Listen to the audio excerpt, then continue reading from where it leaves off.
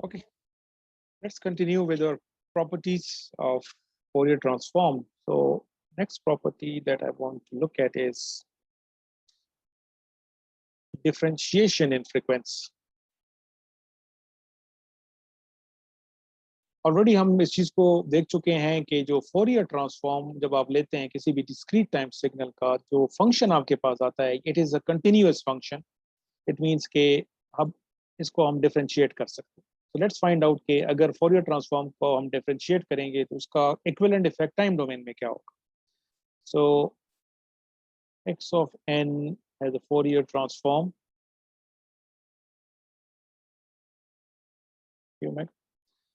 and now if we take the derivative of this function with respect to omega,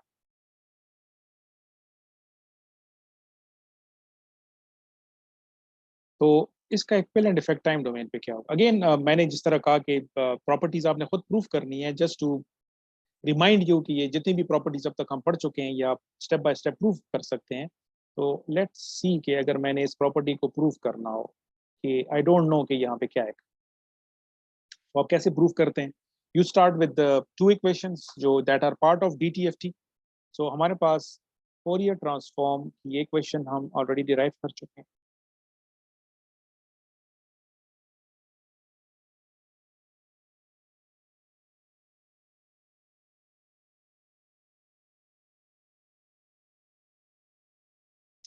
तो based on this equation अगर हम इसके structure को देखें ये हमारा सिग्नल है और ये इसका फोरियर ट्रांसफॉर्म है जो हमें यहाँ पे ये सिग्नल है और ये इसका फोरियर ट्रांसफॉर्म पे.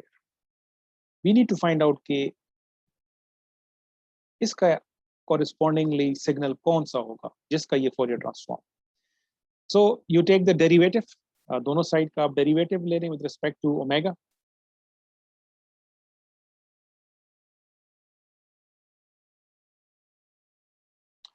इस साइड पे जब हम डेरिवेटिव लेंगे सो ओनली जो फंक्शन हमारे पास है जिसका डेरिवेटिव हम ले सकते हैं वो ये वाला फंक्शन है जो कि ओमेगा पे डिपेंड कर रहा है. तो आपके पास राइट साइड पे क्या जाएगा e power minus j omega n और इसको e power minus j omega को जब हम डेरिवेटिव लेंगे तो क्या आएगा माइनस जे एन.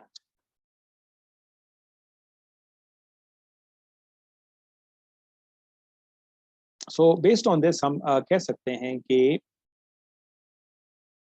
ये वो सिग्नल है जिसका फोरियर ट्रांसफॉर्म है.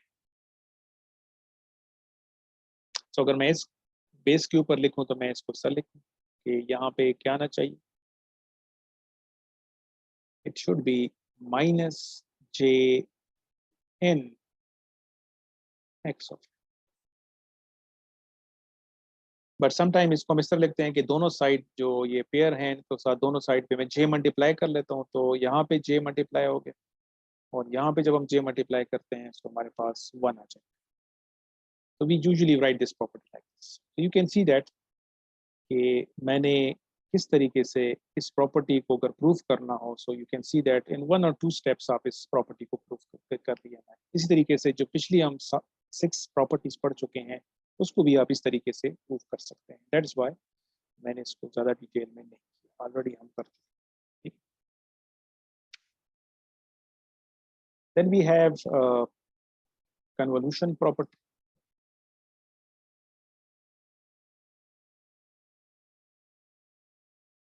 अकॉर्डिंग टू दिस प्रॉपर्टी अगर हमारे पास x ऑफ n हो जिसका फोरियर ट्रांसफॉर्म पेयर ये हो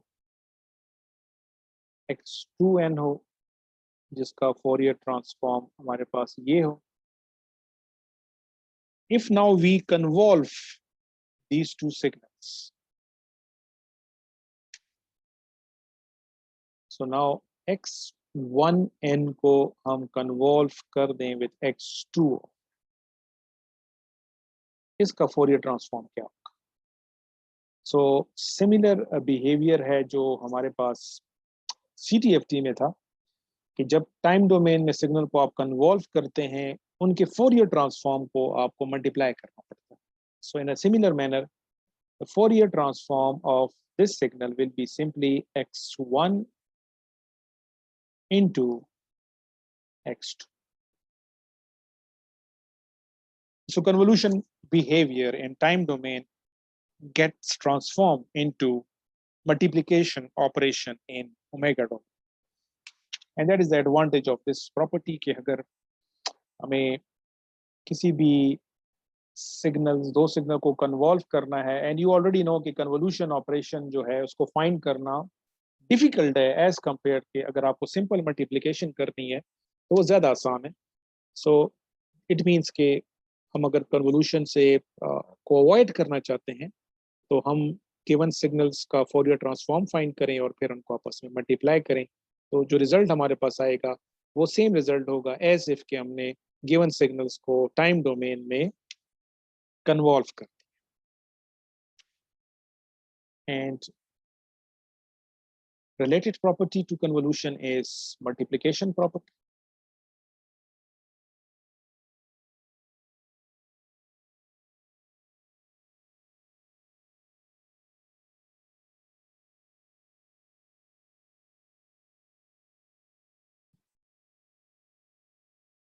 Okay, let me share the attendance link. So let me share the attendance with you. Okay, just one. Okay, I've shared the attendance link with you in the chat window.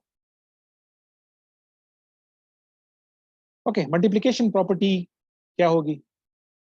Again, we consider two signals, x1, x2,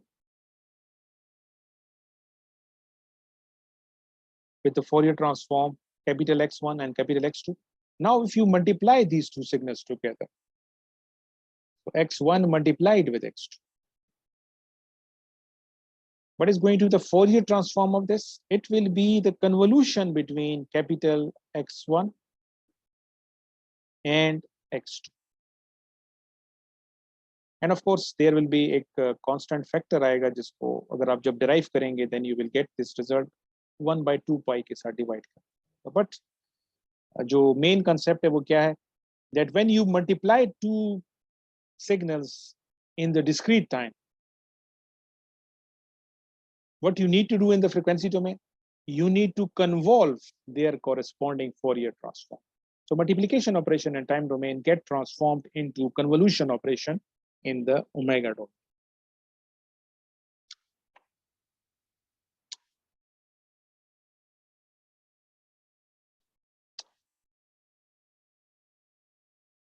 Okay, then I'm going to talk about duality property.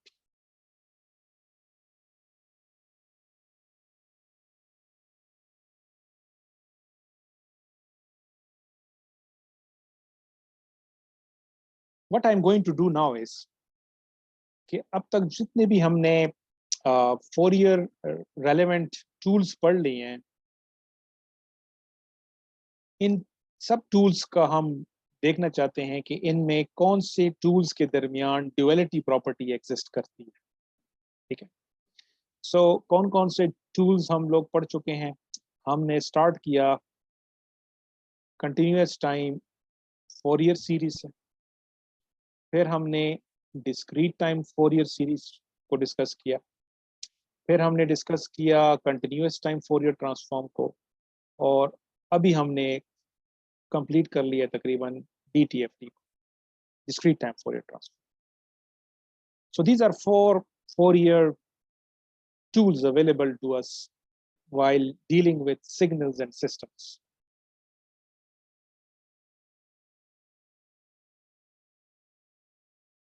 इनमें इस वक्त जो अभी हम पढ़ रहे हैं DTFT, अगर इसकी ड्यूअलिटी प्रॉपर्टी को अगर हम देखें, ड्यूअलिटी प्रॉपर्टी को,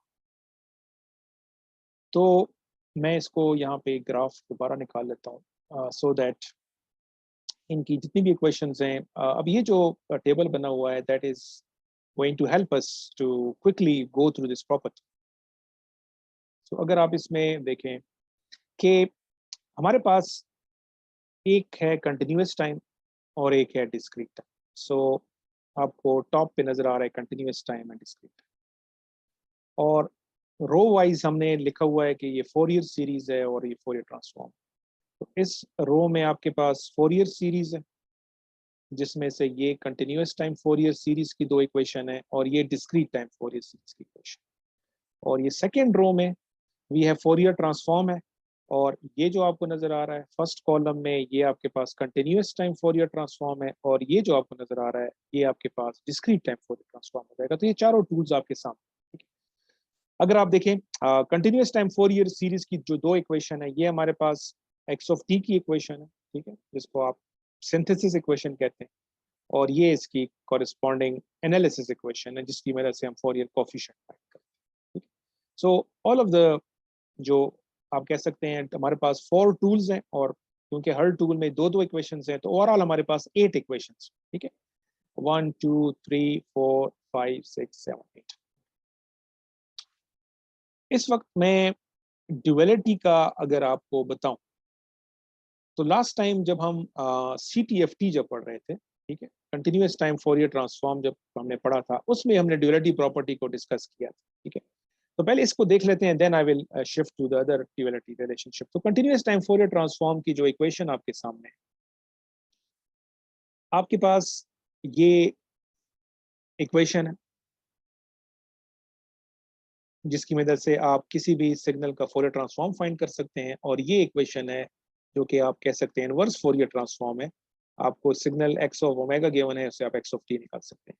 there is a duality between these two expressions. अब ये ड्यूअलिटी क्यों है वो जरा आप देखें। अगर हम इस इक्वेशन को देख लेते हैं, इसका बिहेवियर क्या है, इट इज कंटिन्यूअस फ्रीक्वेंसी, ठीक है। ये जो आपके पास फंक्शन है एक्स ऑफ जे ओमेगा, इसका अगर हम बिहेवियर देखें ये किस किस्म का फंक्शन है, it is a continuous function of omega. So it is continuous in terms of frequency as well as.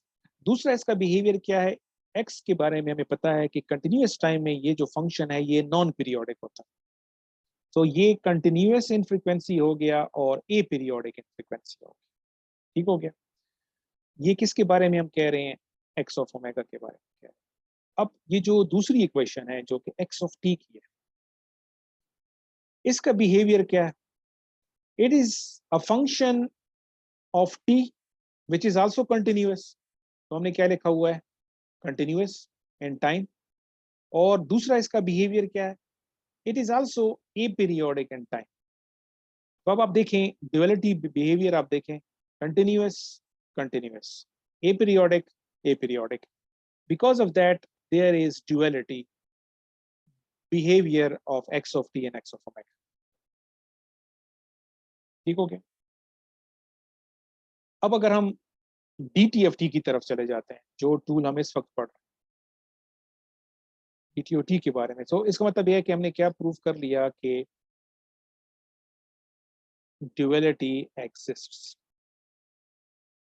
ये किसके बारे में अभी मैंने कंक्लूड किया है, CTFT जो ऑलरेडी हम पढ़ चुके हैं, और ये ऑलरेडी हम ड्यूअलिटी प्रॉपर्टी को देख भी चुके हैं, जिसके बेस के ऊपर फिर रिमेंबर हमने क्या कहा था कि अगर कंटिन्यूस टाइम में हमारे पास पल्स हो तो टाइम डोमेन में अगर इस तरह पल्स हो तो फ्रिक्वेंसी डोमेन में हमारे पास ये सिंक फंक्शन आ रहा था।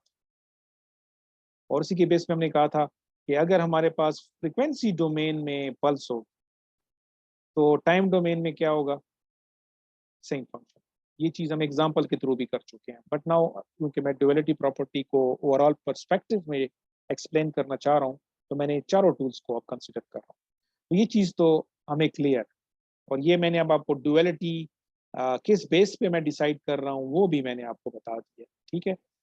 दोनों कंटिन्यूअस इन नेचर है, ये भी कंटिन्यूअस है, ये भी पीरियोडिक है, ये भी पीरियोडिक है, because of that duality exist करती है। अब आप यहाँ पे आ जाएं जी डिस्क्रीट टाइम फोरियर ट्रांसफॉर्म की तरफ आ जाएं, जो ये 2 इक्वेशंस,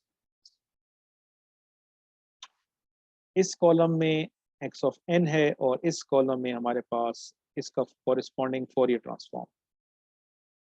अब हम इसके इंडिविजुअली अगर देखें इसका बिहेवियर क्या है, what type of function is this, continuous, whether it is periodic, yes it's periodic. This is what I can say about capital X, ठीक हो गया। इस फंक्शन के बारे में मैं कह सकता हूं कि ये कंटिन्यूअस है और पीरियोडिक। अब जो ये फंक्शन, इसके बारे में मैं क्या कहूंगा, ये डिस्क्रीट है और ये ए पीरियोडिक है। ये कंटिन्यूअस था, ये डिस्क्रीट है, ये पीरियोडिक है, ये अपीरियोडिक है। As a result there is no duality between this function and this function, there is no duality. तो मैं यहाँ पे लिखूंगा duality doesn't exist because of the totally different nature of the two functions that we are dealing with, x of n or x of each of n. ठीक हो गया? Okay, now let's talk about ये जो दो tools already हम पढ़ चुके हैं, कौन से वाले tools हम पढ़ चुके हैं, continuous time Fourier series और discrete time Fourier series के बारे में with respect to duality हम क्या conclude करेंगे वो आप देखिए। तो पहले हम कंटिन्यूअस टाइम फोरियर सीरीज को देख लेते हैं, कंटिन्यूअस टाइम फोरियर सीरीज। ठीक है, सो एक हमारे पास एक्स ऑफ टी फंक्शन है और एक ए के है। यस सर, ये जरा एक्सप्लेन करें प्लीज सर। ये discrete time function Fourier transform के लिए ये duality does not exist. Sir ये एक्सप्लेन करें प्लीज। मैं ये कंप्लीट कर लूं फिर आपको ओवरऑल मिल जाएगा। Let me complete this too, फिर आपका जो भी क्वेश्चन है फिर आप मुझसे पूछ लें। I hope I will be able to answer within this discussion. आपका आंसर आपको मिल जाएगा, फिर भी ना मिले आप पूछ लें फिर दोबारा। ओके ओके, सो कंटिन्यूअस टाइम फोरियर सीरीज को अगर आप देखें तो मेरे पास एक एक्स ऑफ टी है और दूसरी साइड पे फोरियर कोफिशिएंट ए के है। एक्स ऑफ टी के बारे में हम क्या, किस किस्म का फंक्शन है ये, कंटिन्यूअस है। पीरियोडिसिटी नेचर के बारे में ऑफ कोर्स पीरियोडिक है। फोरियर सीरीज तो हम यूज ही पीरियोडिक सिग्नल्स के लिए यूज करते हैं, और क्योंकि कंटिन्यूअस टाइम फोरियर सीरीज है तो एक्स ऑफ टी को कंटिन्यूअस भी होना चाहिए और पीरियोडिक भी होना चाहिए। अब इसकी जो कोरिस्पॉन्डिंग दूसरी इक्वेशन है जो कि फोरियर कोफिशिएंट की इक्वेशन है ए के बारे में हम क्या कहेंगे, व्हाट टाइप ऑफ बिहेवियर ए के शो। एक तो ये है कि ये डिस्क्रीट फंक्शन है, फोरियर कोफिशिएंट्स आर डिस्क्रीट, और दूसरा ये कि कंटिन्यूअस टाइम फोरियर सीरीज के जो कोफिशिएंट्स होते हैं वो ए पीरियोडिक होते हैं। नाउ यू कैन चेक, ये कंटिन्यूअस है, ये डिस्क्रीट है, ये पीरियोडिक है और ये पीरियोडिक है, तो इस केस में ड्यूअलिटी एग्जिस्ट नहीं करेगी, ड्यूअलिटी एग्जिस्ट नहीं करेगी। So there is no duality in continuous time Fourier series. Okay. Now coming to the last tool, वो है discrete time Fourier series. तो दो इक्वेशंस हैं, ये x of n की इक्वेशन है और ये Fourier कोफिशिएंट की इक्वेशन। x of n का बिहेवियर क्या है, किस किस्म का सिग्नल है, ऑफ कोर्स डिस्क्रीट है। x of n का बिहेवियर पीरियोडिसिटी के हवाले से क्या है, पीरियोडिक है। तो ये डिस्क्रीट है, ये पीरियोडिक। कौन सा फंक्शन, x ऑफ n। इसकी जो दूसरी इक्वेशन है जिसमें हम ए के कोफिशिएंट्स की बात कर रहे हैं, इसका बिहेवियर क्या, ए के जो है डिस्क्रीट है और ए के क्या है, पीरियोडिक है। Discrete discrete, periodic periodic, that's the reason इसमें ड्यूअलिटी क्या करती है, एग्जिस्ट करती है। सो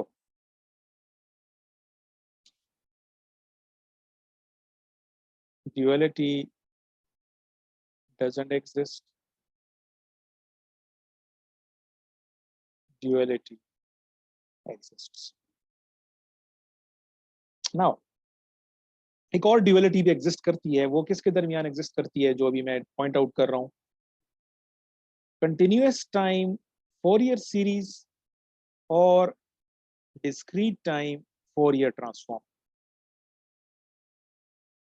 इन दोनों में इंटर ड्यूअलिटी रिलेशनशिप एग्जिस्ट करती है।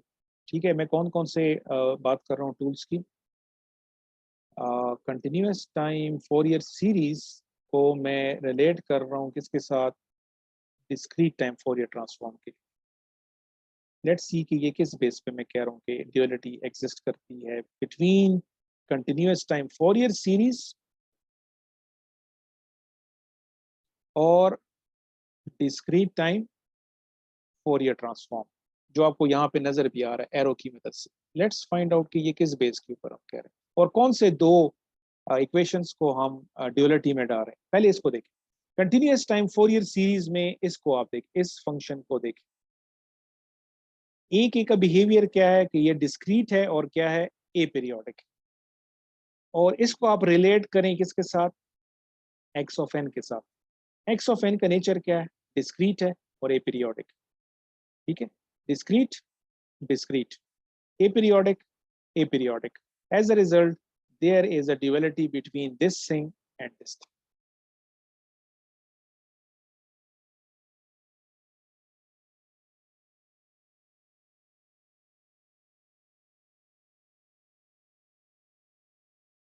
So now you have a complete picture कि अगर हम duality property को apply करें between all of the Fourier tools, so हमारी conclusion क्या हो गई कि discrete time Fourier series में duality exist करती है, CTFT में duality exist करती है, continuous time Fourier series में duality exist नहीं करती, DTFT में भी exist नहीं करती. But there is also a duality between continuous time Fourier series and DTFT. ठीक है, अगर मैं इन इक्वेशंस को यहाँ पे लिख लेता हूँ ताकि इस चीज को मैं जो कंटिन्यूअस टाइम फोरियर सीरीज की कौन सी इक्वेशन की हम बात कर रहे हैं जो कि फोरियर कोफिशिएंट्स. ओके, सो कंटिन्यूअस टाइम फोरियर सीरीज में हमारे पास जो इक्वेशन है फोरियर कोफिशिएंट्स फाइंड करने की वो ये है.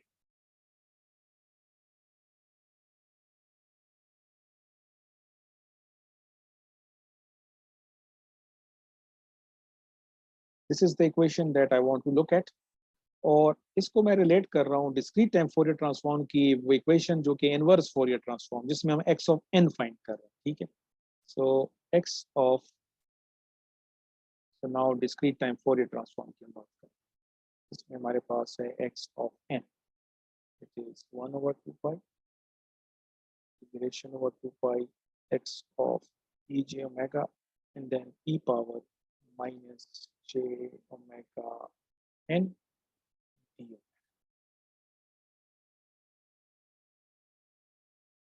ये मैंने पॉइंट आउट की कि इन दोनों में ड्यूअलिटी एग्जिस्ट करती है.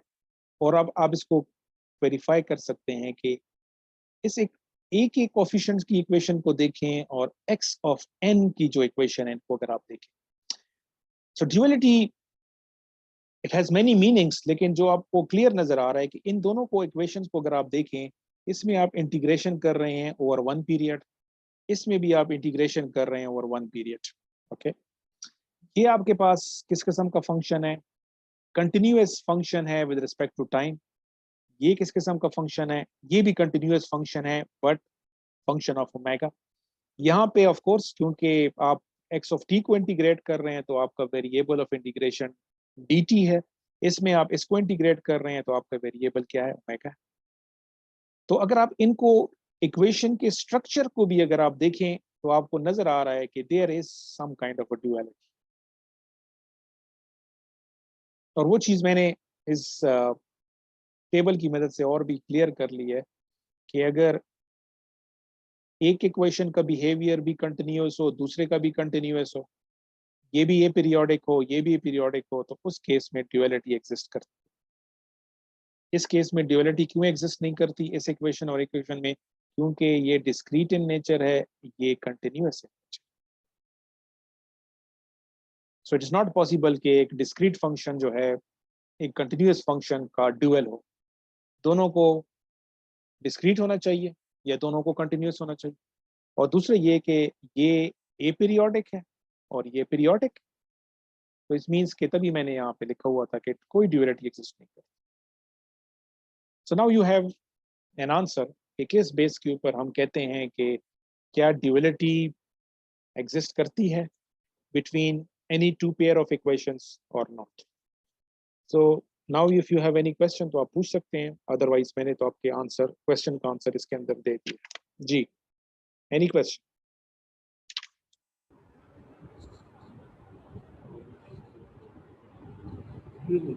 ठीक है, okay.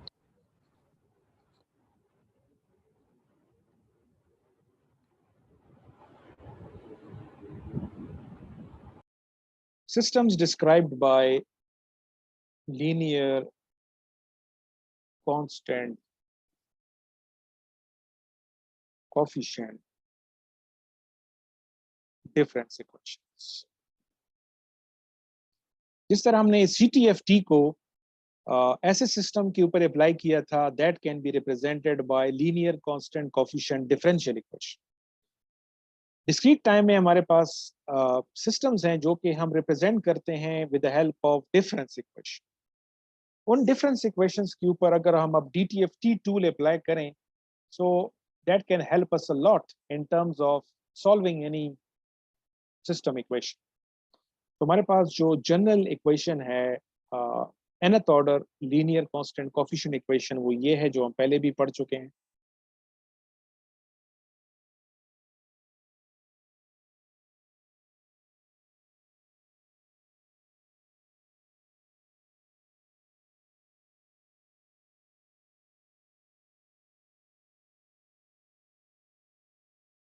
So this is nth order linear constant coefficient difference equation. And of course, this is representing a discrete time system जिसका input x of n है और output y of n। और discrete time में of course हमारे पास system को हम represent करते हैं by its impulse response represented by h of n। इस सिस्टम को हम टाइम डोमेन में अगर एनालिसिस हमने करना है तो we need to find a solution to this equation. But what we can do is इस इक्वेशन को बजाय टाइम डोमेन में एनालाइज करने के इसको हम फ्रीक्वेंसी डोमेन में शिफ्ट कर लेते हैं। And for that we can apply DTFT। इस इक्वेशन के ऊपर हम DTFT अप्लाई कर लेते हैं। लेफ्ट साइड का भी discrete time Fourier transform find कर लेते हैं और राइट साइड का भी। तो जब इसका आप फोरियर ट्रांसफॉर्म अप्लाई फाइंड करेंगे तो वी नो कि आपके पास ये तो कांस्टेंट है, a के और b k are constant, so we need to represent कि इसका फोरियर ट्रांसफॉर्म क्या होगा। तो of course this is kind of a time shift. तो ऑलरेडी हम टाइम शिफ्टिंग प्रॉपर्टी पढ़ चुके हैं DTFT की, उसके बेस के ऊपर हमारे लिए अब आसान है कि इसका फोरियर ट्रांसफॉर्म क्या होगा। तो मैं इसका लिखूंगा Fourier transform will be equal to Fourier coefficients a के and then we have y of each omega which is the Fourier transform of y of n, और क्योंकि ये टाइम शिफ्ट है तो इसके साथ मल्टीप्लाई हो जाएगा e power minus j omega k। So we know के y of n का फोरियर ट्रांसफॉर्म अगर कैपिटल Y है, सो y of n minus k का फोरियर ट्रांसफॉर्म क्या होगा?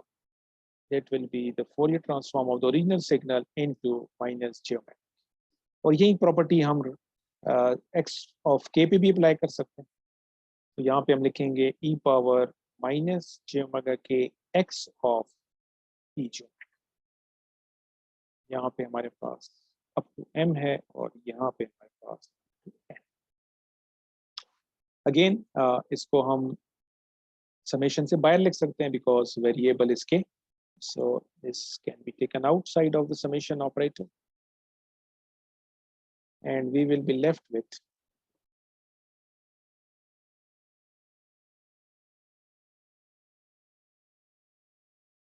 सिमिलरली यहाँ पे हम x को समेशन से बाहर निकाल लेते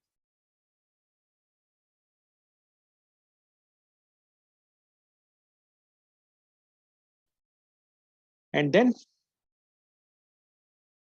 we can keep these two terms on one side and the remaining terms on the right hand side। so इस x को मैं लेफ्ट पे शिफ्ट कर लेता हूँ और इस समेशन टर्म को मैं यहाँ पे शिफ्ट कर लेता हूँ। ठीक, तो हमारे पास रिजल्ट क्या आ जाएगा?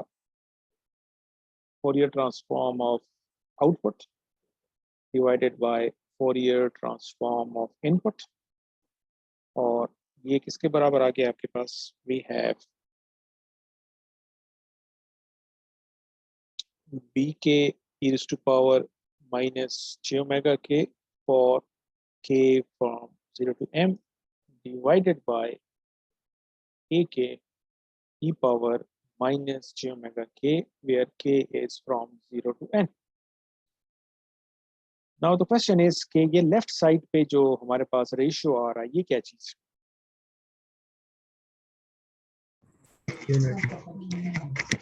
क्या चीज है? What will be this?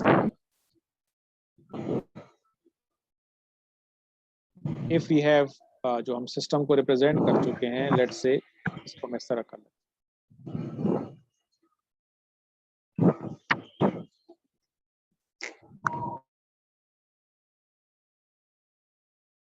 मैंने स्टार्ट लिया था कि हमारे पास एक डिस्क्रीट टाइम सिस्टम है जिसका impulse response. In time domain अगर मैं आउटपुट फाइंड करना चाहूँ इस सिस्टम का, तो हम क्या लिखेंगे? x of n convolve with h of n। और जब मैं इसका फोरियर ट्रांसफॉर्म लूंगा, तो फोरियर ट्रांसफॉर्म ऑफ y को हम इस तरह लिख लेंगे। और यहाँ पे हम कौन सी प्रॉपर्टी अप्लाई करेंगे? कन्वोल्यूशन प्रॉपर्टी जो हम पढ़ चुके हैं। तो कन्वोल्यूशन प्रॉपर्टी के बेस पे हम कहेंगे कि x, capital X, Fourier transform of input needs to be multiplied with the Fourier transform of h of n, इसको हम कैपिटल H से बोलते हैं। और we already talk about this, ये जो है ये impulse response है और ये आपके पास frequency response। So output Fourier transform divided by input Fourier transform must be capital H, which is the frequency response। So ये left side पे क्या चीज हमने find कर ली है? This is capital H, that is frequency response of our system। How to find the frequency response? All we need to do is कि जो difference equation में हमें given है, we need to identify कि उसके जो coefficients हैं वो कौन से, और उसको use करके हम directly system का frequency response find कर सकते हैं। और once we know the frequency response, फिर हम inverse Fourier transform की मदद से h of n find कर सकते हैं। So the basic idea is कि पहले हम इस फंक्शन को फाइंड करेंगे। That is quite easy. Next class में मैं कुछ एग्जांपल सॉल्व कराऊंगा इसके बेस के ऊपर। डायरेक्टली हम maybe within 1 second हम फ्रीक्वेंसी रिस्पॉन्स फाइंड कर सकेंगे once system is given to us in terms of linear constant coefficient difference equation. और ये फाइंड करने के बाद we can easily find out h of n. How to find that? There are 2 options, but we will follow that option which is simple and which is going to take less time. So that's it for today's lecture.